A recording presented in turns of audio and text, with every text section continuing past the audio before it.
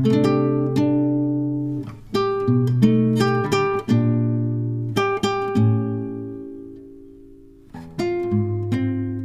lagi dengan channel Bunda Kristi. Kita belajar ekonomi lagi yuk. Kali ini kita akan belajar inflasi.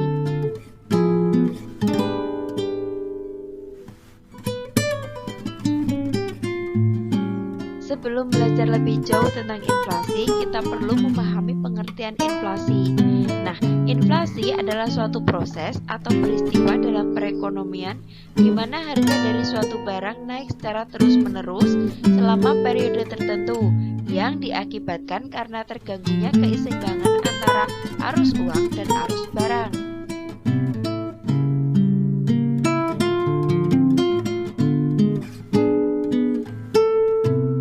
Setelah mengetahui pengertian inflasi, selanjutnya kita bahas mengenai penyebab inflasi.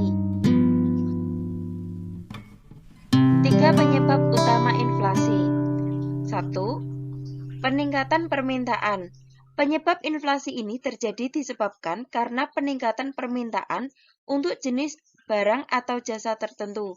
Dalam hal ini, peningkatan permintaan jenis barang atau jasa tersebut terjadi secara agregat atau agregat demand. Penyebab yang kedua, meningkatnya biaya produksi. Penyebab inflasi ini terjadi karena meningkatnya biaya produksi yang disebabkan oleh kenaikan harga bahan-bahan baku seperti harga bahan bakar hingga upah buruh. Penyebab yang ketiga, tingginya peredaran uang. Penyebab inflasi ini terjadi karena uang yang beredar di masyarakat lebih banyak dibanding yang dibutuhkan. Ketika jumlah barang tetap, sedangkan uang yang beredar meningkat 2 kali lipat, bisa terjadi kenaikan harga-harga hingga 100%.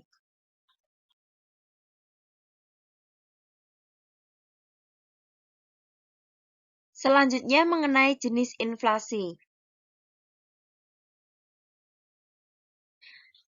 Berdasarkan tingkat keparahannya, inflasi dibedakan menjadi 4. Yang pertama, inflasi rendah atau creeping inflation. Besarnya kurang dari 10% per tahun. Yang kedua, inflasi menengah atau galloping inflation.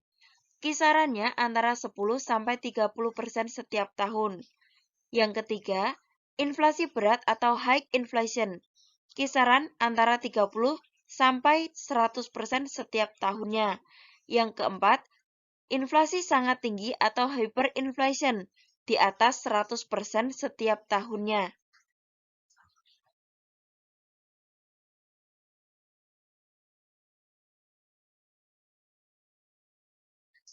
Selanjutnya, jenis inflasi berdasarkan asalnya. Ada 2 jenis. Yang pertama, inflasi domestik. Ini adalah inflasi yang terjadi akibat adanya defisit dalam pembiayaan dan belanja negara yang terdapat pada APBN.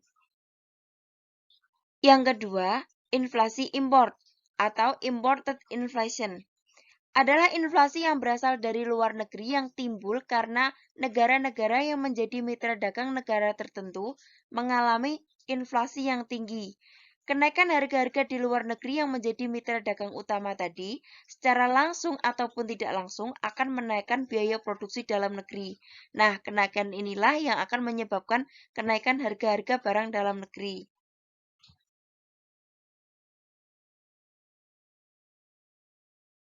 Teori inflasi. Di sini ada 3 jenis teori. Yang pertama, teori kuantitas. Teori ini menyoroti hal-hal yang berperan dalam proses inflasi, yaitu jumlah uang yang beredar dan anggapan masyarakat mengenai kenaikan harga-harga. Teori yang kedua, teori Keynes.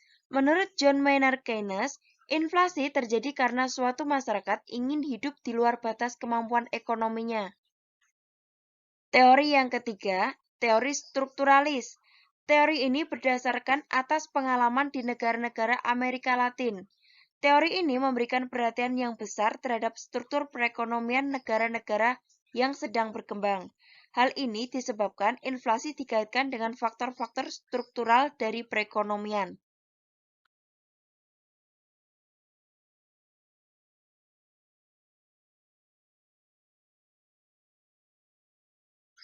Cara menghitung laju inflasi.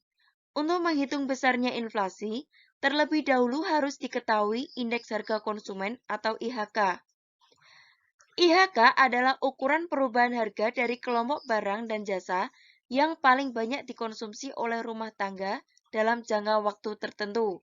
Untuk menghitung laju IHK, digunakan rumus IHK sama dengan PN dibagi P0 kali 100%. Contoh, harga jenis barang tertentu pada tahun 2020 sebesar 50.000 dan harga pada tahun 2019 sebesar 40.000. Maka IHK sama dengan 50.000 dibagi 40.000 dikali 100 sama dengan 125.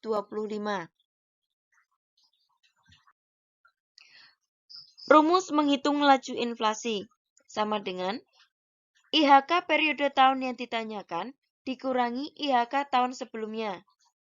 Contoh, IHK bulan Agustus tahun 2021 sebesar 115,34 dan IHK pada bulan September tahun 2021 sebesar 125,30.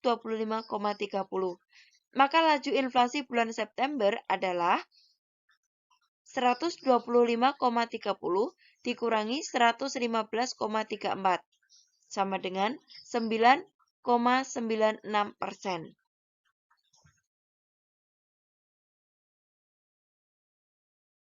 Cara mengatasi inflasi. Yang pertama, menggunakan kebijakan moneter atau disebut juga sebagai kebijakan uang ketat, yaitu pengendalian inflasi dengan cara mengurangi jumlah uang yang beredar di masyarakat dengan cara politik diskonto, open market operation, dan politik kredit selektif.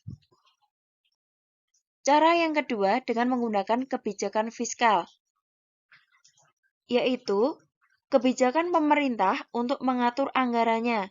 Ada 3 cara.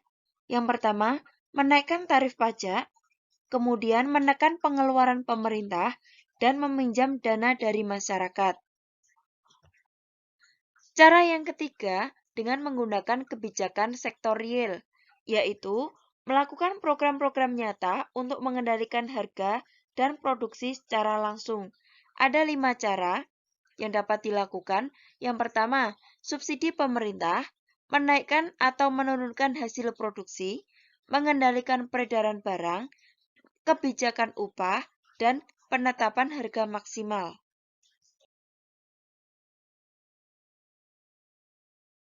Sekian video pembelajaran kali ini. Sampai bertemu di video berikutnya.